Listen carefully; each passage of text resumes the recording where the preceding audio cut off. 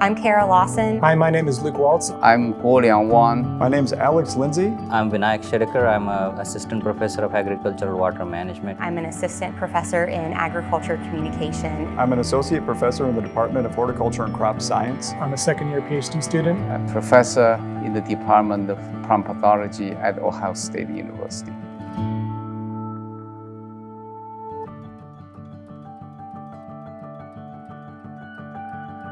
It is really hard to believe that it's the halfway point for my AgTech project already. It was recently piloted to make sure it was ready to go out to the 2,000 Americans who will tell us a little bit about their views of climate change.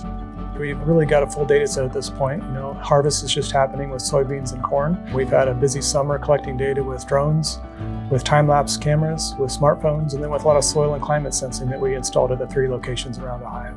Our project is working very well. We have finished 2 field experiments and 1 greenhouse experiment. We're really excited about some of the results that are coming from our cold water exposure component to the project.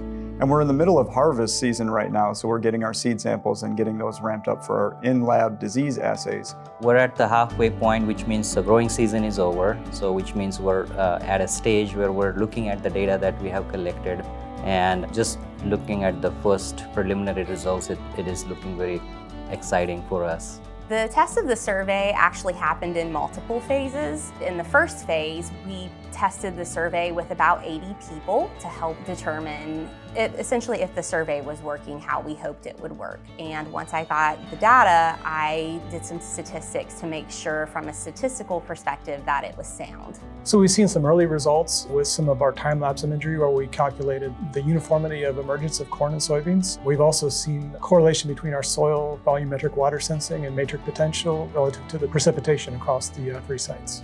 We have 2 research sites that we have implemented this project at. Essentially, we're monitoring these 2 sites for water budget components and crop physiological responses. What we noticed as soon as we started monitoring, we are able to see that the water table is retained in these fields for a longer time. We have preliminary results that indicate that the crops are responding slightly differently between the zone that is under a controlled drainage system versus a zone that is under a free draining system. We finished the experiment with David Francis in Worcester. So we have started the experiment with Chris Taylor in greenhouses and hydroponic conditions. So we are going to finish this experiment in the next 3 or 4 months. With this work, we're really going to start to understand how early planting affects disease impacts, particularly for certain pathogens. But we'll be able to start to look at the nuance a little bit more and better understand why that infection is happening to better prevent it from occurring in the future and make our production systems more efficient. In the second half of the project, we'll have the data to create an interactive map to just show exactly what the perceptions are throughout the United States. We'll also be working on an audience segmentation report, which is essentially going to be an analysis of how different groups view the issue of climate risk. The data set is complete, and then we're starting to really start on some of those use cases, which is around yield estimation, soil moisture, and growth stages. So really the remainder of the project will be really trying to build those algorithms, tune them, figure out which hyperparameters work best in the model, so that we can prove that we can estimate those things with some accuracy that would be valuable for a farmer. We're going to be getting more into analysis on our harvested seed samples. We'll have a little bit more information about diseases and how that temperature, stress affects infection. We're also teaching a class that focuses on seed quality, so that's a unique opportunity for our students here at the university.